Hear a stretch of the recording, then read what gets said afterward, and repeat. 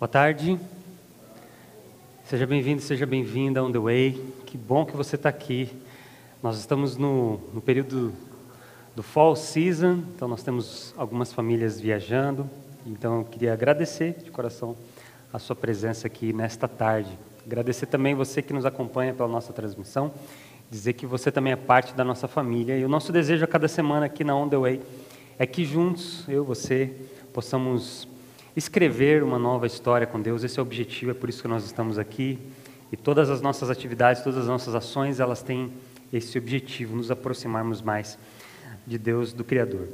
Nós tivemos na semana passada o encerramento de uma série especial, uma semana especial, chamada Sobreviver. E eu quero aqui mais uma vez agradecer de coração todos vocês que participaram. Muitas pessoas estiveram aqui, na maioria dos dias, todos os dias.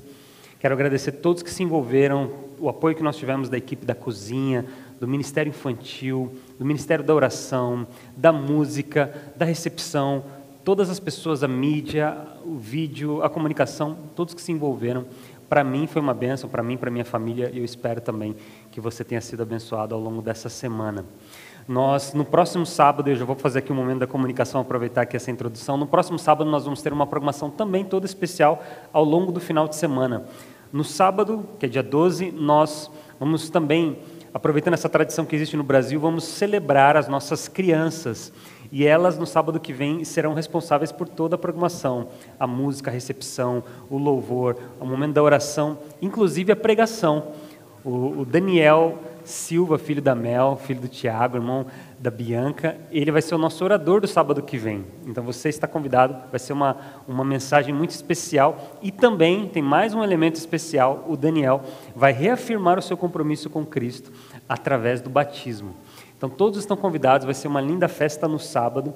E também no domingo nós temos a nossa tradicional também, quarta edição do nosso Fall Festival, junto com o Dia das Crianças. É uma programação que vai acontecer aqui na igreja, às 4h, também com muita comida brasileira, comida boa, e com brincadeiras, com dinâmicas. E a gente também vai agradecer a Deus e pedir também a Deus que Ele continue cuidando das nossas famílias, especialmente das nossas crianças. Então coloca aí no seu calendário, na sua agenda, o final de semana que vem, um final de semana muito especial, você não vai perder. E a nossa próxima série vai acontecer no outro final de semana, no final de semana seguinte, uma série sobre a volta de Jesus. O nome da série é Breve Virá. E vai ser uma série muito especial, porque eu vou ter a participação de pessoas especiais aqui. Vou ter o Paulo participando, vou ter o Adriane participando, vou ter o Ronaldo participando, e nós juntos vamos, então, falar e estudar um pouquinho sobre a volta de Jesus e como é que a volta de Jesus implica também e impacta a nossa vida hoje.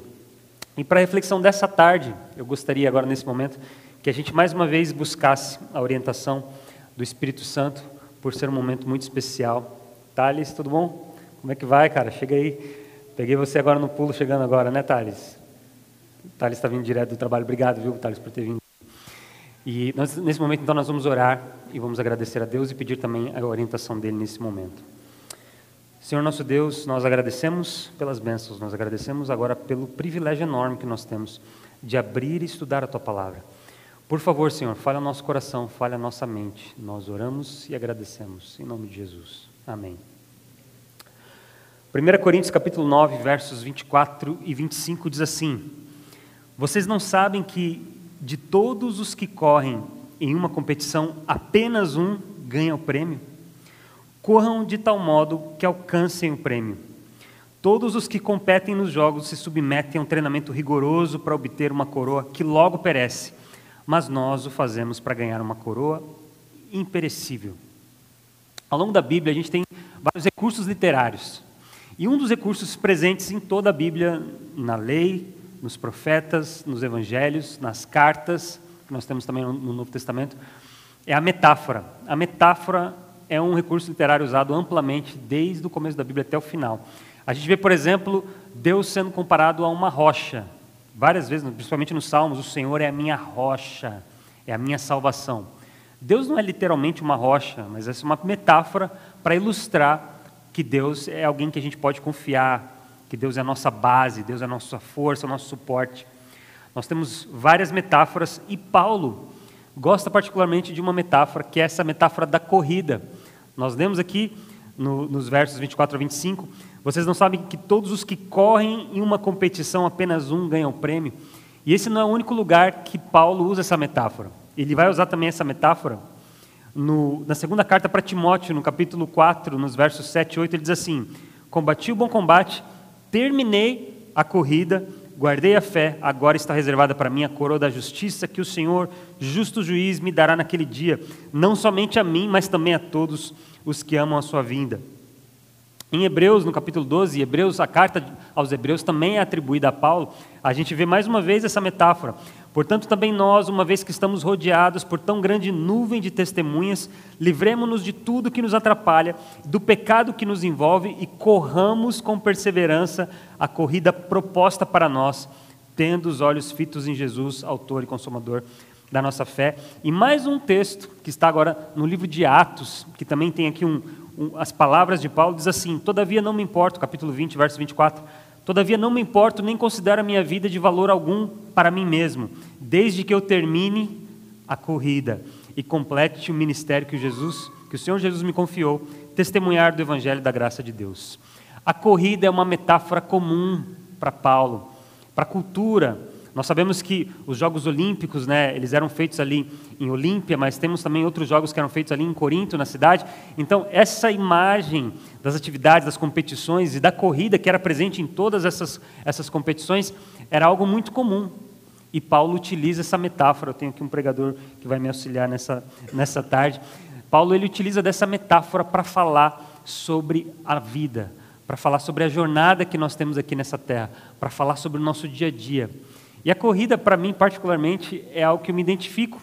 Em 2015, eu comecei a correr. Eu e a Vanessa, nós estávamos viajando, e eu encontrei com alguém lá que gostava muito de corrida, e essa pessoa falou assim: cara, por que você não começa a correr? Eu falei: porque eu não tenho condição física, condicionamento físico, eu estou sem tênis, eu não tenho nada. Ele falou: vai ali na loja e compra um tênis baratinho. E em 2015, foi assim, então, que começou a minha história com a corrida. Eu digo que não fui eu que escolhi a corrida, eu fui escolhido pela corrida. Na verdade, a minha paixão é outra. Eu gosto de futebol, eu sou fã do time, o maior time do Brasil, desculpa dizer, o São Paulo, tricampeão mundial, tricampeão da Libertadores. Só que o futebol não é recíproco, não me ama do mesmo jeito que eu amo, né? Às vezes que eu fui tentar jogar futebol, me faltou os fundamentos, né? Eu não consigo tocar uma bola direito, eu não consigo chutar direito para o gol. Então eu fui me frustrando esporte após esporte. Fui para o vôlei, também não tinha muita coordenação motora. Mas a corrida me abraçou, a corrida me aceitou. Um dia em 2015, então, eu fui numa loja, comprei um tênis. A gente estava em alguma viagem na Europa, né? E eu acho que a gente comprou um tênis, se eu não me engano, de 12 euros. Eu comecei a correr. E no ano seguinte, 2016, eu já tinha corrido os meus primeiros 21 quilômetros. Então, a corrida foi algo que foi recíproco. Eu gostei e ela também gostou de mim. E até hoje nós estamos juntos aí. Quando nós mudamos para cá, é natural, se você se lembra de quando você mudou para os Estados Unidos, a comida é barata aqui, bem barata, especialmente a comida que não é tão nutritiva, né? Então, a gente acaba ganhando um pouquinho de peso. Então, mudamos para cá em 2018, ganhei um pouco de peso, os joelhos começaram a reclamar, né, no momento das corridas. Aí depois veio a pandemia, né, com a pandemia você acabou comendo mais, pelo menos foi essa a minha experiência. Então, eu perdi um pouquinho, né, dessa regularidade na corrida. Até que, cadê o meu grande amigo Cleverton? Cadê o Cleverton? Cleverton está ali na edição. Ele me inspirou a correr e ele estava se preparando para correr uma maratona em Chicago. E aí um dia ele sempre me falava: cara, vamos correr. E tem também a turma que corria junto aqui, o Fábio, a Érica corria também, algumas pessoas aqui, quem mais que chegou a correr aqui junto com o Joselce, que é um exímio corredor aí também, maratonista. E aí no ano passado ele falou assim: cara, por que você não se inscreve para a maratona de Chicago? Eu falei: olha, esse aí é um objetivo muito distante, né? Olhando para a minha condição física, para o meu, né, condicionamento. Ele falou: cara, se inscreve. Vai que dá certo, porque na verdade você não é garantia que você vai participar se você se inscrever. Eles fazem um pool, né, um sorteio, e eles escolhem ali algumas pessoas, milhares de pessoas. Ele falou: se inscreve, se não der certo, você não vai gastar nada. E eu me inscrevi. E aí, o que aconteceu? É o Alfredo que está aqui ou não? Não, eu estou sem óculos, desculpa. Eu achei que é, porque eu vou falar dessa pessoa no meu sermão. Então, eu já ia falar: nossa, não é possível que é o Alfredo, mas não é. Sim, gente, eu preciso de óculos, é de verdade, eu fiz o exame e tal, eu estou ainda pesquisando, né, o óculos para que orne com a minha feição. Então eu falei, tá bom, vou me inscrever, fiz lá a inscrição e, para minha surpresa, fui escolhido. Inclusive, a corrida é domingo que vem. Orem pelo seu pastor aqui por mim, porque preciso muito das orações. Então, eu quero agradecer o Borba aqui, um dos incentivadores para a corrida, e eu quero fazer, então, emprestar essa metáfora de Paulo, e vou falar um pouquinho da corrida, da minha experiência com a corrida, e vamos ver se a gente consegue também aprender verdades espirituais sobre isso. E a primeira coisa, isso aqui é comum em todos os esportes, para você praticar qualquer esporte, você vai precisar de algum equipamento. Alguns esportes o equipamento é mais caro. Se você for, por exemplo, entrar no mundo do golfe, você vai ter que investir mais. Se você, por exemplo, quiser ser piloto de kart, de Fórmula 1, o investimento é bem maior. Então você tem as categorias, né? Para o tênis, você vai precisar de raquete, vai precisar de bolinhas, de repente um tênis especial também, uma roupa. Para qualquer coisa, para vôlei, para futebol, é a chuteira. E para a corrida, você precisa também de um bom tênis. O tênis ele vai fazer diferença na sua corrida. Ele vai amortecer o impacto, ele vai te impulsionar mais na corrida. Você precisa também de uma roupa mais leve. Mas eu não aconselho você a correr sem tênis. Você pode correr de chinelo, você pode correr com sapato social, você pode correr de meia, você pode correr descalço, mas eu acredito que você não vai conseguir chegar muito longe, talvez alguns metros só. Então você precisa de algum equipamento. E a gente leu aqui nos textos que Paulo utilizou para falar da corrida, em Hebreus, no capítulo 12, ele, repetindo aqui, portanto também nós, uma vez que estamos rodeados por tão grande nuvem de testemunhas, livremo-nos de tudo que nos atrapalhe, do pecado que nos envolve e corramos com perseverança a corrida proposta para nós, tendo os olhos fitos em Jesus, autor e consumador da nossa fé. No capítulo anterior, no capítulo 11, se você já tem alguma familiaridade com a Bíblia, com o texto bíblico, e com esse texto, você sabe talvez que no capítulo 11, nós temos ali a galeria da fé. Paulo ele vai citar uma série de pessoas reais que viveram, e ele usa essas pessoas como uma nuvem de testemunhas. Então essas pessoas é o grupo de apoio que Paulo está falando aqui, para que você possa então correr essa maratona, essa corrida. Ele vai começar falando de Abel. E se você conhece a história de Abel, é uma história muito triste. Abel foi assassinado pelo seu irmão. Na Bíblia você não vê Abel tendo palavra, você vê Abel ele tem uma participação passiva, ele sofre a violência. Depois ele muda para Enoque, ele fala de Enoque, ele cita o nome de Enoque. E Enoque foi alguém que, de acordo com a Bíblia, andou com Deus, era tão próximo, tão íntimo de Deus, que Deus falou assim, Enoque, vem para cá, você vai ficar aqui comigo, não quero mais essa distância entre a gente. Então você tem Caim, alguém que sofre a violência e perde a sua vida, e você tem Enoque, então, que é transladado ao céu. E depois você tem Noé, você tem toda aquela história do dilúvio, Deus dando oportunidade para o mundo recomeçar e deixar a violência, e ele dá um reset no mundo, e ele usa Noé para construir a arca. E continua, fala de Abraão, fala da descendência de Abraão, fala de Isaac, fala de Jacó, fala de José, uma família também que tem altos e baixos, né? Como a nossa vida. Nós temos coisas boas para falar sobre a gente, mas quando a gente olha para o passado, também a gente vê coisas ruins. E a mentira era uma característica que permeava ali aquela família, a família de Abraão. O medo da morte, o medo de não receber a herança, a promessa de Deus, a vontade de fazer as coisas para dar uma ajuda para Deus. A gente vai se identificando com essas histórias. E Paulo usa essas histórias de pessoas reais, para falar sobre a vida. E ele faz essa metáfora da corrida. Ele fala, olha, essa nuvem de testemunhas, essas pessoas, essas histórias de gente como a gente, nos ajudam na nossa trajetória, nos ajudam na nossa caminhada da vida, nos ajuda na nossa corrida, na nossa maratona. Então a gente precisa de algum equipamento para correr. E eu queria falar para vocês que o melhor equipamento que vamos ter, se a gente quiser fazer essa alusão, o melhor tênis, o melhor calçado que a gente tem para poder andar e trilhar essa corrida aqui nesse mundo, é a palavra de Deus. É a palavra de Deus. A própria palavra de Deus, ela fala que ela é lâmpada para os nossos pés. Ela é luz para o nosso caminho. No livro de Salmos, capítulo 119, verso 105. Isso é o que a Bíblia fala sobre ela mesma. E a Bíblia, ela é autoridade em algumas áreas da vida. Por exemplo, ela fala sobre Deus, ela é autoridade. Ela diz que ela é autoridade. Deus se revela para a gente sabe quem é Deus, a gente conhece Deus, o amor, o caráter de Deus, o plano de Deus para a gente, através da Bíblia. Deus usou pessoas, essa nuvem de testemunhas, para se revelar, para que você pudéssemos conhecê-lo. Então, sobre Deus, a Bíblia ela diz que ela é autoridade. Eu posso ter a minha opinião sobre Deus, você pode ter a sua, a ciência, a filosofia, mas Deus se revela através da Bíblia. Na Bíblia a gente encontra um lugar seguro para aprendermos sobre Deus, sobre o seu caráter, sobre o seu amor. A Bíblia também é uma fonte segura e ela é autoridade quando a gente pesquisa questões sobre a nossa natureza, sobre os seres humanos, o que a gente é, a nossa identidade, por que estamos aqui, qual o propósito de vida.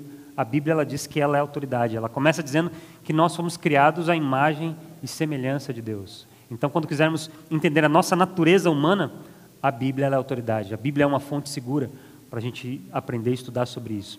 A Bíblia também é confiável e é autoridade suprema no que diz respeito à questão da salvação. E a Bíblia é muito clara sobre esse assunto. Ela fala assim que só há salvação através de Jesus Cristo. Através do sacrifício de Jesus, através da morte e do sangue de Jesus Cristo, que foi derramado na cruz. Não tem nada que eu e você possamos fazer, não tem mandamento que eu e você podemos guardar e obedecer, que vai nos garantir a salvação. A função da nossa vida cristã, de guardar os mandamentos, ela é outra. Ela não nos garante a salvação é pela graça. E a Bíblia é bem clara, e a Bíblia é autoridade sobre esse assunto. A Bíblia fala também sobre a igreja, o corpo de Cristo, a missão, a responsabilidade da igreja. A Bíblia fala também sobre o nosso dia a dia, a nossa vida cristã. Como é que eu e você, discípulos de Jesus, devemos nos portar, devemos interagir, reagir às pessoas e às questões da vida. A Bíblia é autoridade sobre isso. E especialmente, por último, a Bíblia ela é autoridade. Ela é uma fonte segura para a gente saber sobre o futuro, sobre o que vai acontecer no futuro.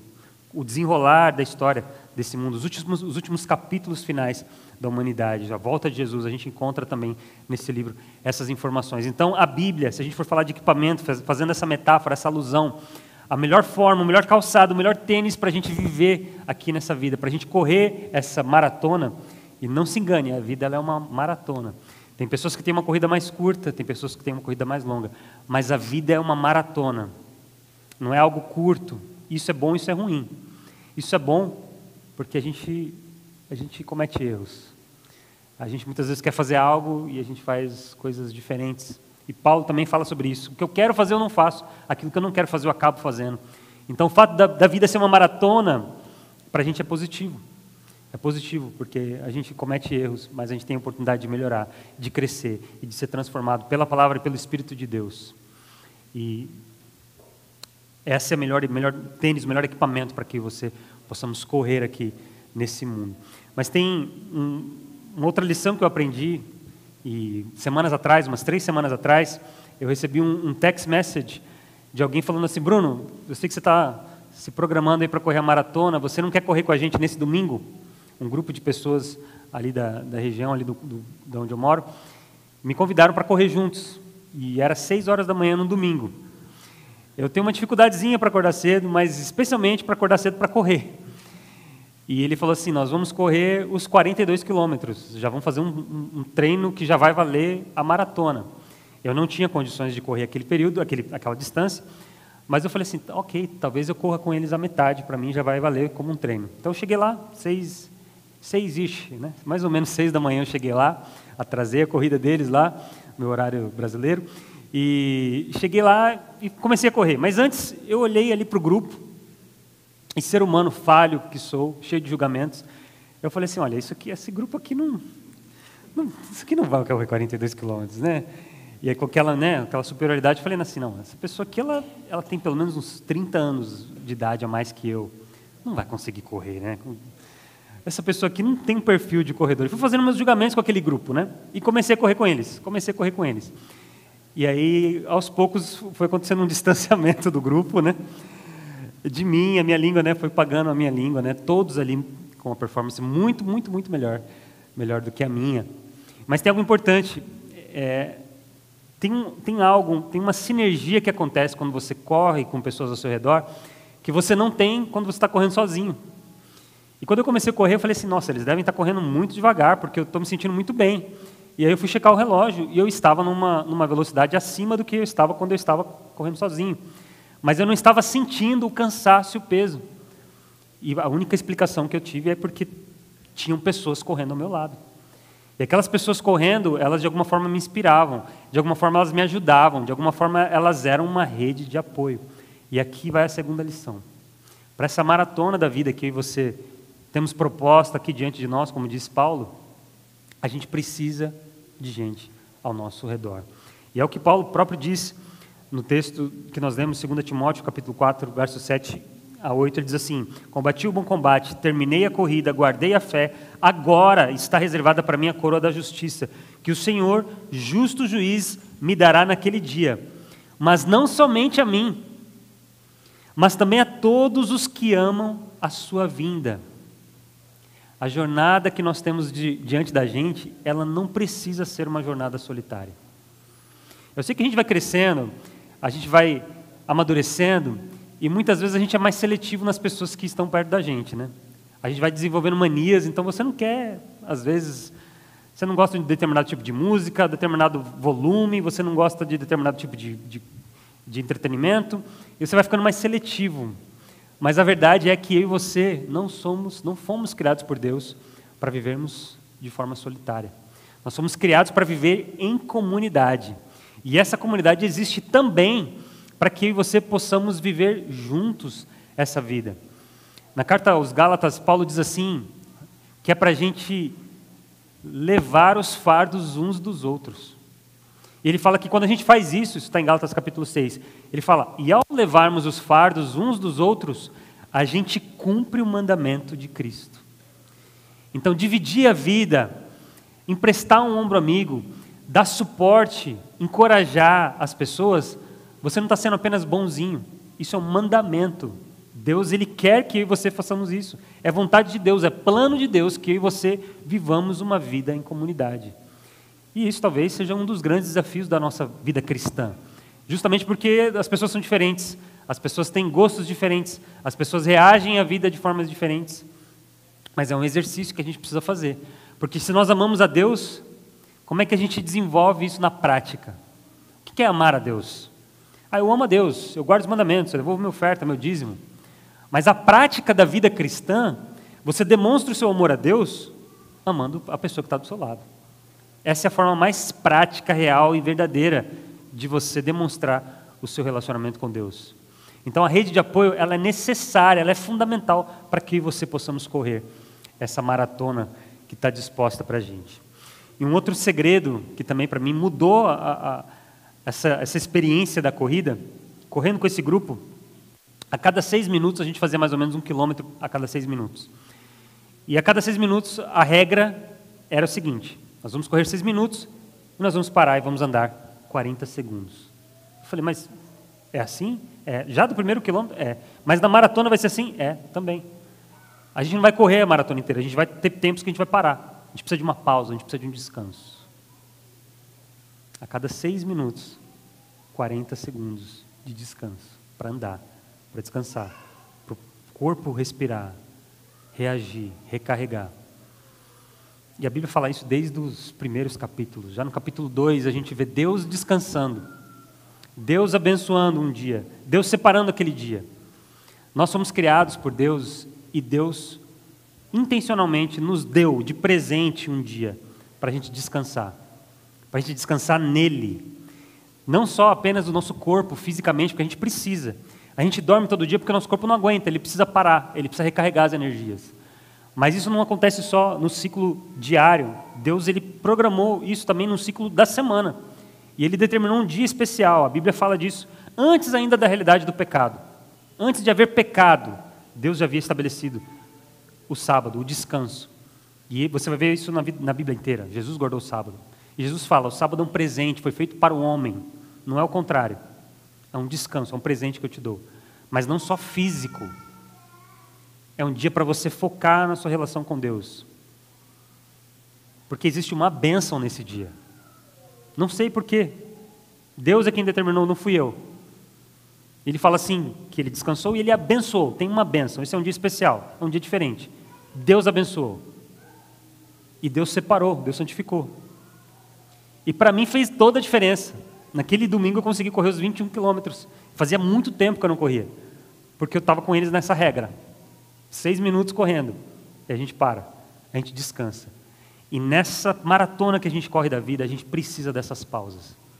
Tem situações da vida que sufocam a gente. Situações no trabalho, situações no casamento, situações financeiras, situações de saúde. Nós precisamos dessa pausa. Nós precisamos parar, repousar, recarregar as energias. Muitas vezes a gente vai caminhar, a gente não vai correr. Muitas vezes você vai parar mesmo. Vai ficar um pouco parado.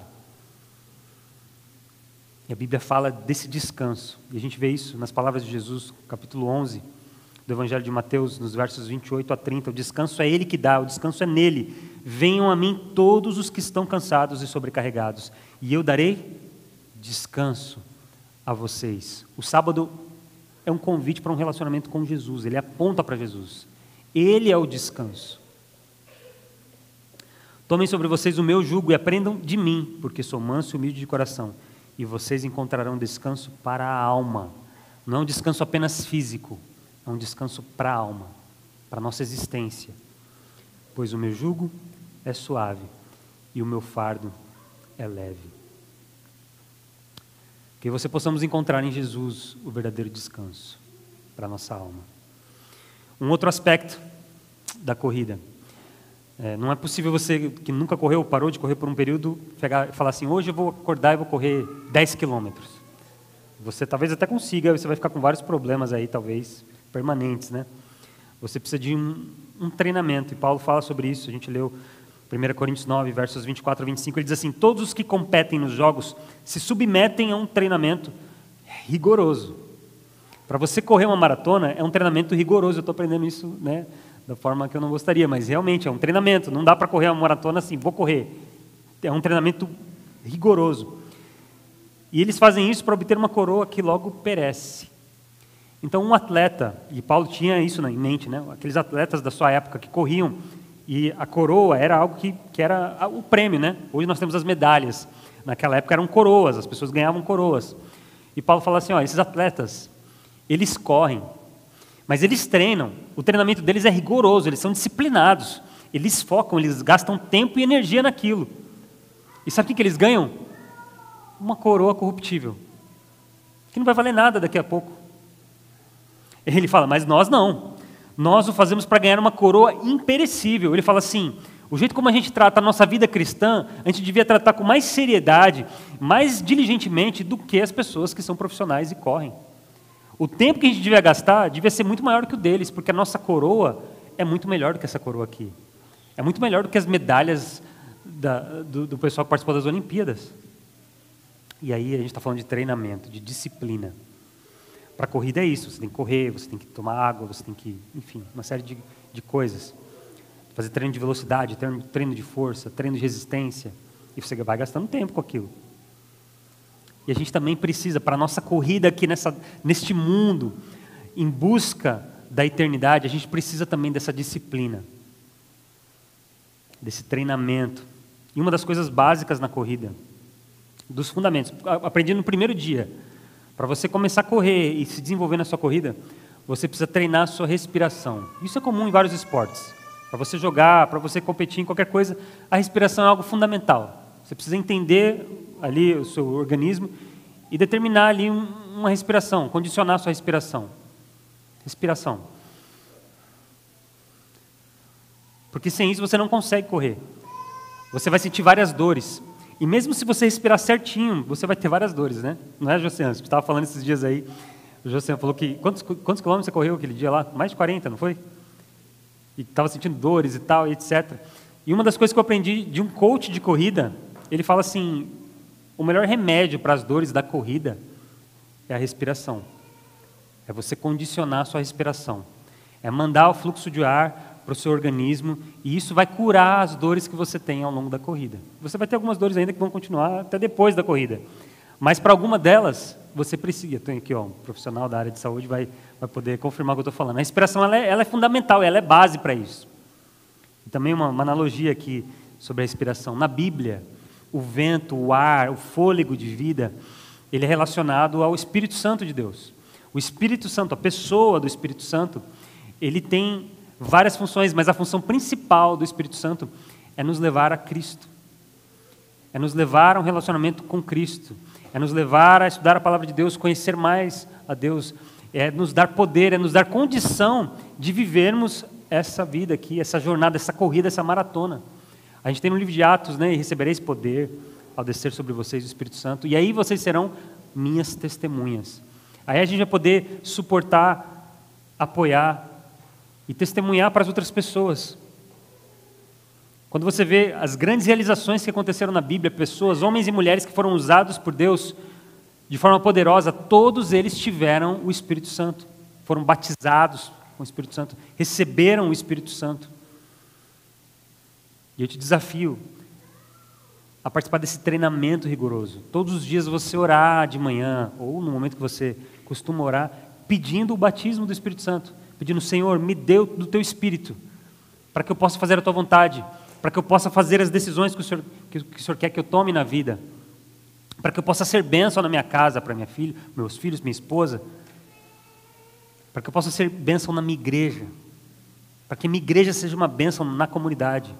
É um elemento básico, o Espírito Santo, que a gente possa buscar diariamente a presença do Espírito Santo na nossa vida. E eu encerro com outro elemento que, sem ele, eu não teria corrido 5 quilômetros. Eu vou mostrar para vocês aqui. Deu até sede agora, né? Eu falando aqui, mostrando, estou com sede. Água. Eu levo essa garrafinha quando eu vou correr, e a cada quilômetro eu estou tomando um golinho. Se eu ficar sem tomar isso daqui, eu não consigo correr muitos quilômetros. E agora tem uma diferença dessa garrafa aqui para essa garrafa aqui, ó. Qual a diferença básica? Peso. Isso aqui é uma garrafa térmica, né? Ganhei da minha esposa, era dela, na verdade eu me apropriei. Porque a gente sai, a água, né, fica no carro ali, e eu sempre com água quente, né? Tomando chá, e ela tomando a água dela ali fresquinha. Mas essa aqui é muito boa, ela refresca. Mas imagina eu correndo com essa garrafa e eu correndo com essa garrafa.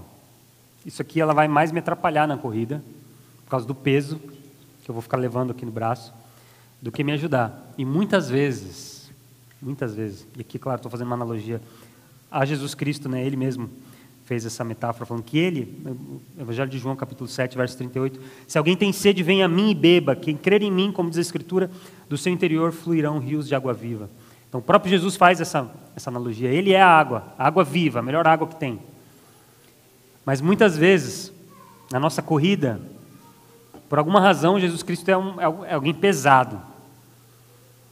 Não tem a leveza que ele mesmo acabou de dizer, quando a gente leu ali no verso, que o jugo dele é leve, o fardo dele é leve, é suave. Muitas vezes a gente carrega na nossa vida, na nossa maratona, um Jesus que é pesado, que não reflete o Jesus que é revelado aqui nesse livro. E não só isso, a gente compartilha esse Jesus com as outras pessoas e fala: não, é esse Jesus que você tem que carregar, é essa garrafa aqui pesada que você tem que carregar na sua vida. E aí não é surpresa nenhuma quando essa pessoa fala assim: olha, tá bom, eu agradeço, mas eu não quero, dessa água aqui eu estou satisfeito, obrigado. O relacionamento com Jesus é algo leve, porque o fardo dele é leve, o jugo dele é suave, é leve. Ele veio para oferecer descanso, não é para deixar a gente mais cansado nem sobrecarregado. E com isso eu não estou dizendo que Jesus não tem discursos difíceis, porque ele tem. O convite ao discipulado é um convite desafiador. É para carregar a cruz, negar a si mesmo. Não estou falando que seguir Jesus é um mar de rosas, não. Mas o relacionamento com ele é esse aqui, não é esse aqui de forma nenhuma. E o grande segredo, e de fato eu encerro, a gente leu em Hebreus capítulo 12, verso 1 a 2, corramos com perseverança a corrida proposta para nós, tendo os olhos fitos em Jesus, autor e consumador da nossa fé. Essa é a grande fórmula, essa é a grande maneira da gente completar essa corrida. Muitas vezes quando eu corria, a gente é vaidoso, eu sou vaidoso, não assim, no sentido pessoal, mas eu sou muito competitivo, na verdade, essa é a palavra. Então quando eu comecei a correr, eu comecei a olhar as pessoas que estavam correndo junto, né? Eu olhava ali umas pessoas ali na frente, e o meu objetivo era: eu preciso passar aquela pessoa ali. Então eu começava a correr, chegava perto de alguém, eu dava aquela acelerada, né? Para ter aquela sensação de passar por alguém assim e falar: eu sou mais rápido que você. Desculpa, sou eu essa pessoa. E só que aí a corrida foi me ensinando humildade, né? Porque várias pessoas, a maioria das pessoas eram mais rápidas do que eu. Até um dia lá, ainda no Brasil, que eu estava correndo, ainda tinha um pouquinho dessa questão, e um senhor de idade, assim, uns 80 e plus anos, passou por mim assim, como se ele estivesse de moto e eu estivesse andando. E era uma subida, para ficar mais humilhante ainda. Ele passou assim, nem percebeu que eu estava ali do lado dele. E isso também, né, nesse domingo que eu fui, eu tive mais uma vez essa lição de humildade. Na vida, a gente não pode olhar para as pessoas que estão do lado. É claro que a gente tende a olhar, principalmente no contexto de uma comunidade de fé. Mas o que Paulo está dizendo para a gente aqui, para a gente completar a corrida com perseverança, os nossos olhos têm que estar fitos em Jesus, não é no coleguinha do lado. Porque Ele é o autor e Ele é o consumador da nossa fé. Ele é a água viva. Ele é o objetivo, é o reino que Ele está preparando, que é o nosso objetivo. Se você olhar para as pessoas do lado, você vai se frustrar. Vai ter gente que vai estar para trás, vai ter gente que vai estar na frente, vai ter gente que vai estar correndo, vai ter gente que vai estar mais rápido. O importante é correr junto. Se você estiver correndo junto com um grupo e as pessoas estão se distanciando, procura um outro grupo e volta, não tem problema, pausa. Você precisa de um grupo de apoio que vai correr junto com você. Mas o grande segredo é termos os olhos fitos em Jesus, o autor e o consumador da nossa fé. É dele que nós vamos receber a coroa incorruptível. É dele o reino que está sendo preparado. E meu desejo é que você possamos completar essa corrida. Possamos, como Paulo, chegar a dizer: combati o bom combate, completei a corrida, guardei a fé. E vou receber das mãos de Jesus, do próprio Jesus, a coroa incorruptível. Senhor Deus e Pai, nós te agradecemos. Te agradecemos porque o Senhor é bom, apesar da gente. Nós te agradecemos e nós oramos, Pai, pedindo força nessa corrida da vida, nessa maratona da vida. Ao longo dessa jornada a gente se cansa, a gente tem sede, a gente desanima, a gente se machuca, a gente sente dores. Por favor, Pai, nos ajude através da Tua Palavra a termos os equipamentos necessários para a gente completar e correr essa corrida. Nos ajude, Pai, a encontrarmos esse grupo de apoio que vai nos ajudar, que vai nos inspirar, que vai nos dar suporte nessa corrida. Nos ajuda a cada semana a experimentarmos o descanso que existe no relacionamento contigo. Nos ajude, Pai, com Teu Espírito, que Ele possa nos ajudar a respirar, que Ele possa nos dar força, que Ele possa nos capacitar, possa nos dar o Teu poder e nos levar a um relacionamento contigo através da Tua Palavra. E especialmente, Pai, que a gente se lembre que a gente precisa da hidratação da água que só o Senhor pode oferecer, a água viva. Nos ajude a manter os olhos fixos em Jesus. É o nosso desejo, é a nossa oração. É em nome dele que nós oramos. Amém.